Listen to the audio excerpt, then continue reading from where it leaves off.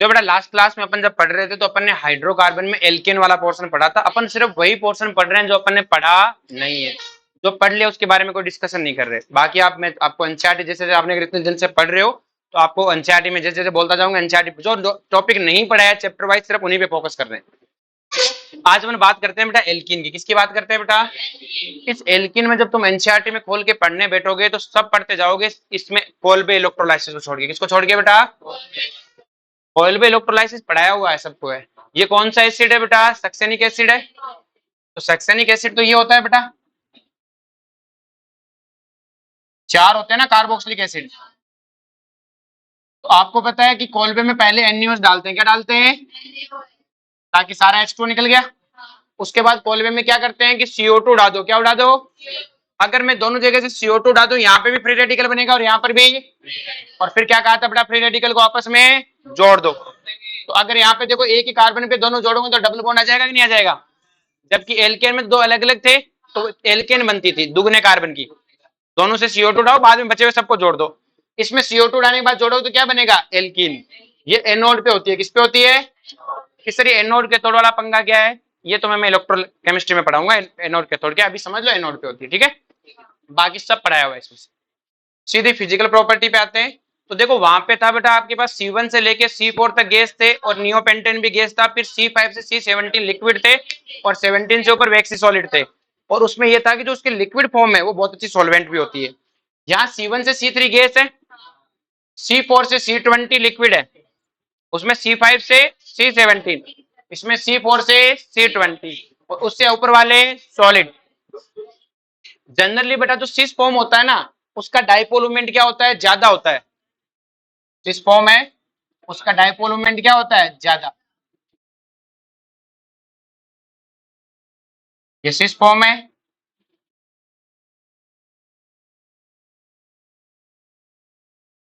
तो cis form का dipole moment क्या होता है बेटा? ट्रांस से ज्यादा। क्योंकि इसमें देखो बेटा इसका इस तरफ आएगा, इसका इस तरफ आएगा, सब जुड़ेंगे। जबकि इसमें सब एक दूसरे को अपोज करेंगे, एक दूसरे को क्या करेंगे? क्लियर है? और जीरो हो जाएगी। यहाँ नेट जीरो नहीं होगा। लेकिन अगर इसमें भी मैं अगर यहाँ पे C2H5 लिख दूं तब जीरो तो इसका भी नहीं होना, ज्यादा तो नहीं होना, लेकिन जीरो नहीं हो सकता क्योंकि अब एकदम इक्वल अपोज नहीं है ना। तो जनरली ट्रांस का अगर इक्विवेलेंट सिमेट्रिकल है तो जीरो हो जाएगा। अनसिमेट्रिकल एल्कीन का जीरो नहीं होता, लेकिन ज्यादा तो किसका होता है? सिस का। तो अपन क्या बोलेंगे? Generally cis form have high dipole moment, so boiling point of cis alkene is higher than a trans alkene. बोलो कोई दिक्कत है सबको? Melting point of trans is higher than a cis. अब ये क्यों है? देखो बॉइलिंग पॉइंट को तो किससे मतलब है? डाइपोल बॉन्ड से। तो देखो बॉइलिंग पॉइंट सिस का ज्यादा क्यों है? क्योंकि बेटा सिस वाले में डाइपोल है। डाइपोल होने मतलब उसमें डेल पॉजिटिव और डेल नेगेटिव चार्ज होगा। और डाइपोल होगा तो दूसरे में डेल पॉजिटिव और डेल नेगेटिव, दो डाइपोल में क्या होगा? अट्रैक्शन। और बेटा आपको पता है बॉइल करते समय क्या करना होता है? मॉलिक्यूल के बीच का बॉन्ड तोड़ना होता है। तो दो सिस फॉर्म वाले डाइपोल है और डाइपोल डाइपोल में क्या है? अट्रैक्शन। अट्रैक्शन है तो उसको अगर आपको भाई बॉइलिंग का पॉइंट का मतलब क्या? गर्म करो, उसके मॉलिक्यूल टूट के क्या आ जाए? वेपर में। तो जब इसके दो मॉलिक्यूल में बॉन्ड है तो आपको बॉन्ड तोड़ना पड़ेगा। जबकि ट्रांस वाली क्या होती है? जनरली कम पोलर होती है तो बॉन्ड भी कमजोर होगा। कमजोर होगा तो जल्दी टूट जाएगा। इसलिए बेटा सिस का बॉइलिंग पॉइंट ट्रांस है ज्यादा। लेकिन पैकिंग को इससे कोई मतलब है? और पैकिंग किसकी अच्छी होती है? ट्रांस की। इसलिए अपन ट्रांस का मेल्टिंग पॉइंट क्या होता है? ज्यादा। ये ध्यान रखने वाली बात है। मैं सिर्फ वही टॉपिक पढ़ा रहा हूं जो पढ़ाया नहीं है। नेक्स्ट वन है सिस alkene is more soluble. Cis alkene क्या होती है बेटा? In polar compound. किसमें? कंपाउंड में, क्योंकि खुद गैसी होती है, पोलर ज्यादा होती है। और ट्रांस क्या होती है? कम पोलर होती है। आगे बात में। लेकिन स्टेबिलिटी की बात आई तो ज्यादा स्टेबल ट्रांस है क्योंकि सिस में क्या है? रिपल्सन। आगे समझ में। नेक्स्ट बात करते हैं केमिकल प्रॉपर्टी की। केमिकल प्रॉपर्टी इलेक्ट्रोफिलिक एडिशन पढ़ाया था, वो सारे इसी की रिएक्शन थी, लगभग पढ़ाई थी उसमें। उसमें एक आधी नहीं पढ़ाई थी, जैसे हाइपोक्लोरस, हाइपोहेलोन, क्या लिखा है? हाइपोहेलस। हाइपोहेलस का मतलब हो गया जैसे HOCl आया तो हाइपोक्लोरस, हाइपोफ्लोरस, हाइपोब्रोमस और हाइपोआयोडस। क्लियर है? अब आपको पता है इस जो बॉन्ड को टूटता है ना तो इस तरह से टूटता है। ओ HO पे तो आता है माइनस और X पे क्या आता है? प्लस। अब आपको पता है कि इलेक्ट्रोफाइल कहां जाता है? जहां हाइड्रोजन ज्यादा होता है। मार्कोनिकोव में ही होता है। तो उसमें हाइड्रोजन इलेक्ट्रोफाइल था, यहाँ इलेक्ट्रोफाइल कौन है? X। तो X कहां जाएगा? जहां हाइड्रोजन ज्यादा है। तो इन दोनों में से हाइड्रोजन किस पे ज्यादा है कि सर इस पे, तो इस पे एक्स गया, इस पे OH। और अगर हाइड्रोजन बराबर नहीं होते तो फिर कार्बोकेटाइन की स्टेबिलिटी देखता मैं। सेम वैसा के वैसे, बस H की जगह X लिख दो, H की जगह। आगे समझ में। अगर इसमें हम रेट पूछे तो सबसे ज्यादा रेट होती है HOCl की, किसकी होती है? फिर HOBr, और सबसे कम है HOI। ये रिएक्टिविटी का ऑर्डर याद होना चाहिए बेटा सबको, है ना? बोलो कोई दिक्कत है? नेक्स्ट देखो बेटा ध्यान से, ओजोनोलाइसिस क्या है बेटा? ये ओजोनोलाइसिस जो टॉपिक है, ये अपन नेम रिएक्शन का सबसे पहला पॉइंट यही पढ़ेंगे। तो जब तक नेम रिएक्शन नहीं पढ़ेंगे तब तक ये नहीं पढ़ेंगे। आ रही बात में? तो एक बार के लिए भूल जाओ, ठीक है? तो इसको अपन क्या करेंगे, नेम रिएक्शन में पढ़ेंगे। नेम रिएक्शन में पढ़ाऊंगा तब देख लेना। नेक्स्ट में बेटा लेबोरेटरी टेस्ट। आपको पता है बेटा कि किसी भी डबल बॉन्ड के टेस्ट के लिए अपन क्या यूज करते हैं? ब्रोमीन वाटर यूज करते हैं या केमिनोफोर। ब्रोमीन वाटर डालो तो ब्रोमीन दोनों एंटी आके जुड़ जाती है। ब्रोमीन का येलो कलर होता है, तो अगर किसी में पाई बॉन्ड है तो आप ब्रोमीन डालो, पाई बॉन्ड ब्रोमीन का येलो कलर खत्म हो जाएगा, ये केमिनोफोर का पिंक कलर खत्म हो जाएगा। तो इस रिएक्शन को केमिनोफोर वाले को क्या बोलते हैं? बेयर रिएक्सेंट। क्या बोलते हैं बेटा? बेयर रिएक्सेंट। अगर आपके पास फंक्शनल ग्रुप, आपको एल्कीन के बारे में पता करना है कि वो है कि नहीं है, तो आप उसमें बेयर रिएक्सेंट डालो, उसका पिंक कलर क्या हो जाएगा? खत्म। पिंक कलर क्यों खत्म हो जाता है? उसका डायोल बन जाता है। क्या बन जाता है? डायोल बनते समय इसका तो देखो क्या हुआ, ऑक्सीडेशन। किस तरीके से? इस पे कार्बन से ऑक्सीजन जुड़े हैं बेटा, ऑक्सीजन का जुड़ना ऑक्सीडेशन। तो इसका ऑक्सीडेशन हुआ तो केमिनोफोर का क्या हुआ है? रिडक्शन। तो पूछ लेता है बेयर रिएक्सेंट में क्या होता है, तो आपको बोलो केमिनोफोर के रिडक्शन से बेटा क्या हो गया? ऑक्सीजन। और ये एसिडिक बेसिक मीडियम में है क्या? डाइल्यूट कोल्ड, ठीक है। एल्कलाइन मीडियम है Mn2, ये बाद में रेडॉक्स में बता देंगे। बोले ये ध्यान रखना बेटा, केमिनोफोर अगर आपका बेसिक मीडियम में होता है ना, तो ये +7 से जाता है +6 में। किसमें जाता है? बेसिक मीडियम में। हाँ, आगे सबको समझ में? क्या हो गया बेटा? डाई हाइड्रोलेशन। दो बार हाइड्रोजन जुड़, दो बार OH जुड़ गए। अगर इसमें ब्रोमीन वाटर डालते तो ब्रोमीन वाटर होता है वो रेड कलर का सा होता है। रेड कलर सा कैसा होता है? Red colour. ये मतलब आपको येलो येलो सा दिखता है, येलो रेड सा दिखता है। अब अगर आपको इसमें डालोगे तो आपको पता है कि जैसे ब्रोमीन वाटर को डालते हो, दोनों ब्रोमीन एंटी आके जुड़ जाते हैं, और दोनों ब्रोमीन अगर एंटी आके जुड़ जाते हैं, उसका ब्रोमीन का क्या हो जाता है? रेड कलर खत्म हो जाता है, अगर पाई बॉन्ड है तो। इसमें देखो बेटा, मैंने आपको एक चीज बताया कि ब्रोमीन वाटर है तो देखो दोनों पॉसिबिलिटी होती है। एक तो दोनों पे ब्रोमीन आके जुड़ जाए, एक ब्रोमीन इधर और एक ब्रोमीन है। जब पानी डाल रखा है तो साथ में पानी भी तो रिएक्शन कर सकता है। एक ब्रोमीन और एक है, पूछे क्या क्या बन सकता है, तो ये भी बन सकता है, और मोस्टली ये बनता है। मोस्टली अगर वो ब्रोमीन वाटर के साथ में NaCl लिख दे, क्या लिख दे, तो हमें पता है बनने को तो ये भी बन सकता है, और Cl भी तो न्यूक्लियोफाइल है, तो टेक Cl भी कर सकते। दोनों पॉसिबिलिटी बताना बेटा, ठीक है? अब मेजर यही है, पूछे क्या क्या बन सकता है तो दोनों है।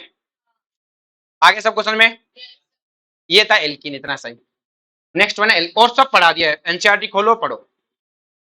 एल्काइन की, एल्काइन में सबसे पहले कोलबे से। किससे बेटा? कोलबे बेटा वही सक्सेनिक से शुरू करना है, पर आपके पास ये सक्सेनिक नहीं है। कौन सा देखो जानी, सक्सेनिक से शुरू नहीं किया है बेटा, ये सक्सेनिक तो ये था।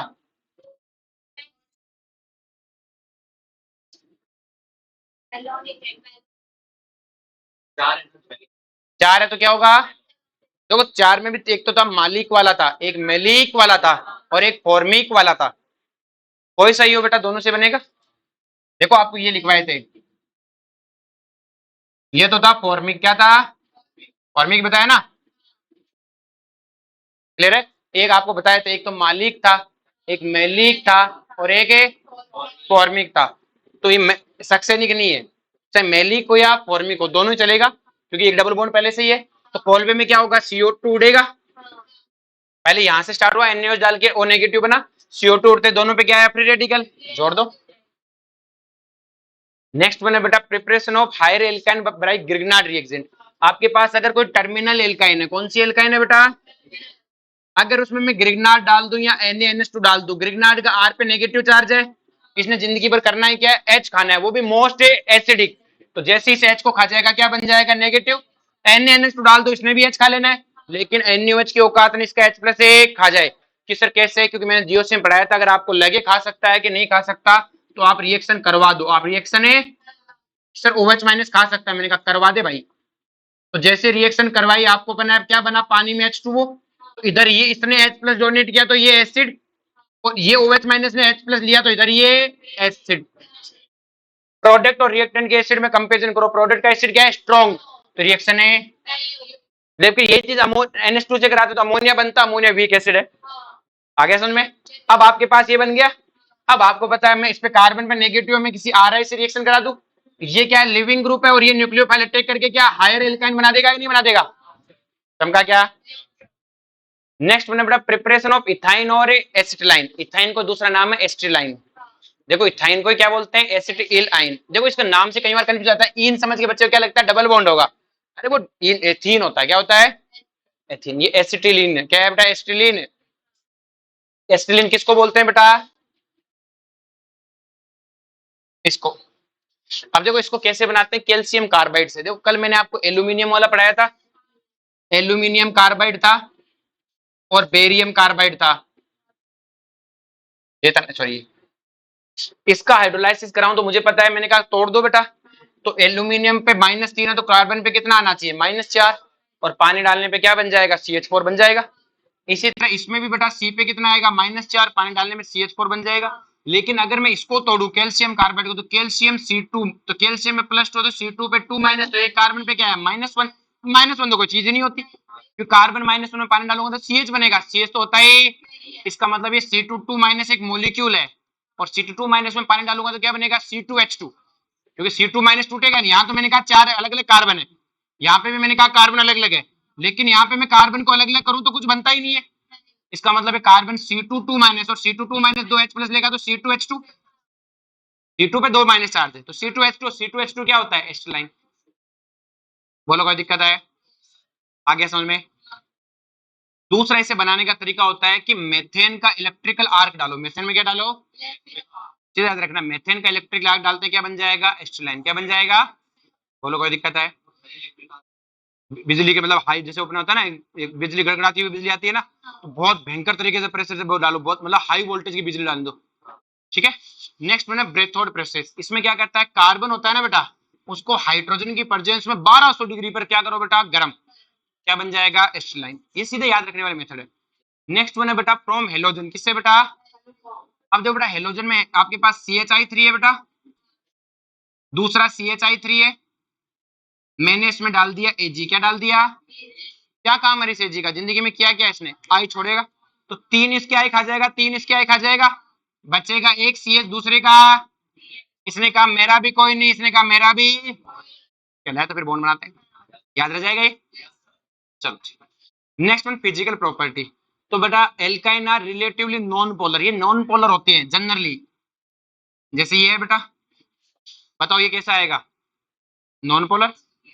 हाँ ये थोड़ा बहुत पोलर, अनसिमेट्रिकल वाला बहुत मामूली सा पोलर हो सकता है, इसका इधर इसका इधर, लेकिन कम ही आएगी पोलरिटी। तो रिलेटिवली नॉन पोलर, रिलेटिव मैंने कहा नॉन पोलर, किसके रेस्पेक्ट में, एल्काइल हैलाइड और एल्कोहल के रेस्पेक्ट में, एल्काइल हैलाइड और एल्कोहल से कम ही पोलर होती है, ज्यादा पोलर है नहीं होती। नियरली इनसॉल्युबल इन वाटर, पानी में कोई ज्यादा घुलती घुलती नहीं है, but soluble in most of organic compound में घुलती है।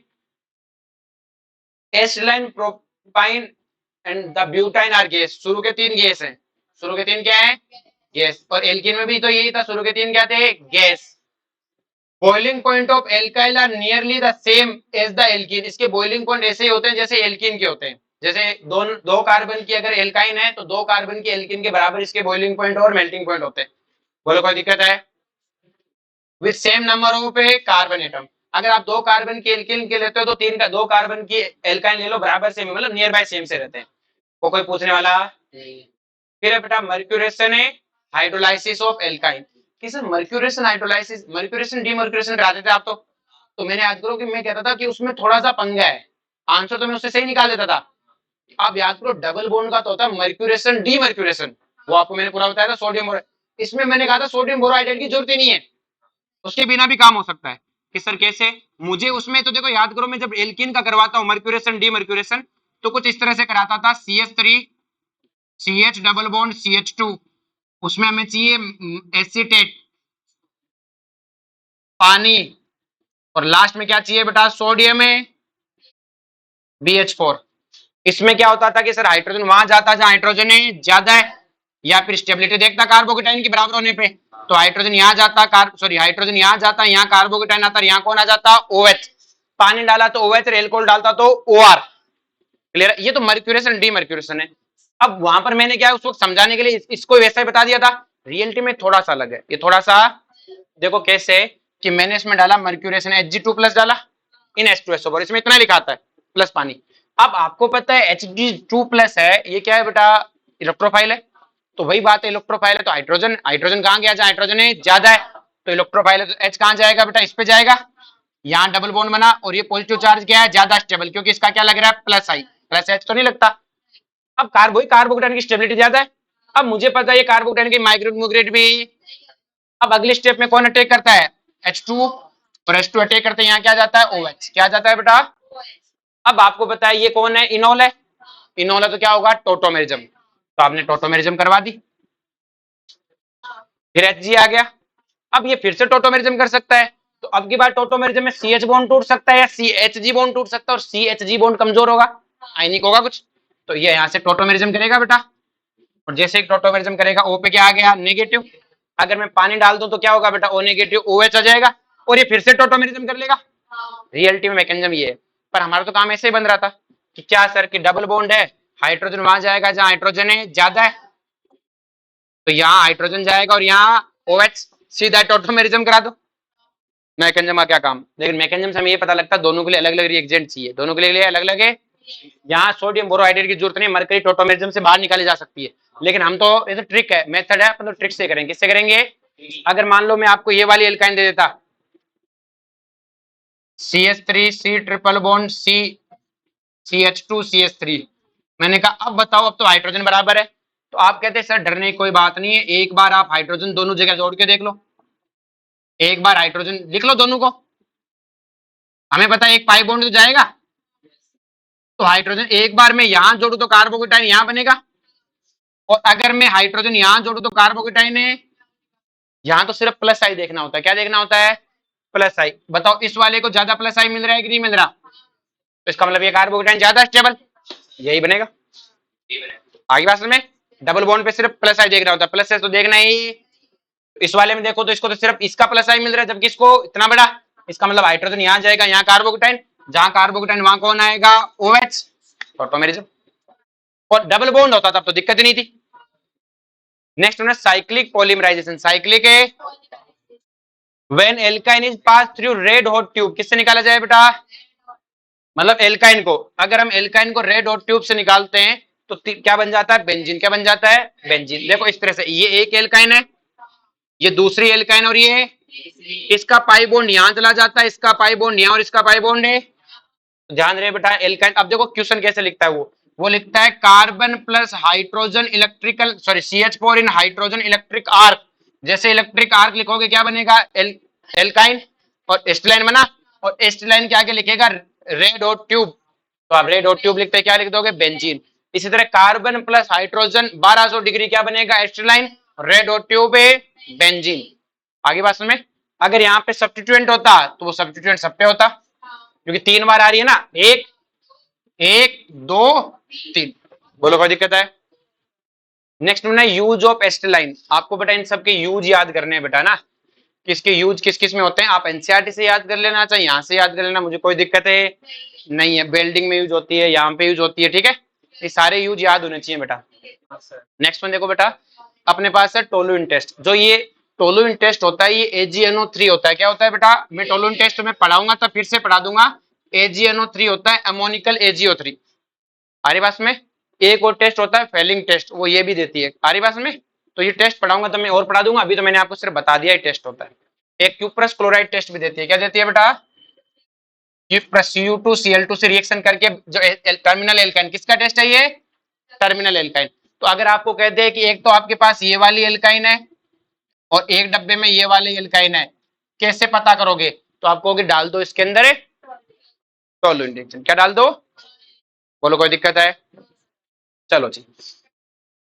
ये आपको बताया था बेटा मेलोनिक, इसको अपन पढ़ते हैं वो 3 वाला जो ओम्स गैप वाला है, तो ये क्या है, मैलिक एसिड, सिस वाला कौन है, मैलिक, ट्रांस वाला कौन है, फ्यूमेरिक, और बेटा जिसमें डबल बॉन्ड नहीं आके एक OH आता वो कौन है, मालिक वाला, कौन सा एसिड है, मालिक, राजपाल यादव वाला, बोलो कोई दिक्कत है, ये समझ में आया बेटा।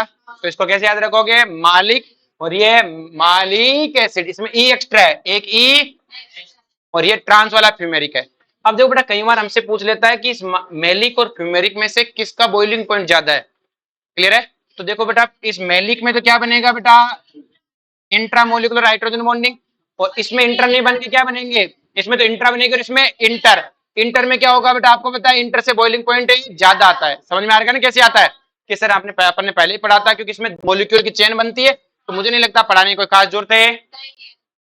अब बेटा क्या होता है कि जैसे ये मेलिक एसिड है, ये कौन एसिड है, मेलिक एसिड है ये वाला। फ्यूमेरिक एसिड रिएक्शन नहीं देगा क्योंकि फ्यूमेरिक एसिड ट्रांस है।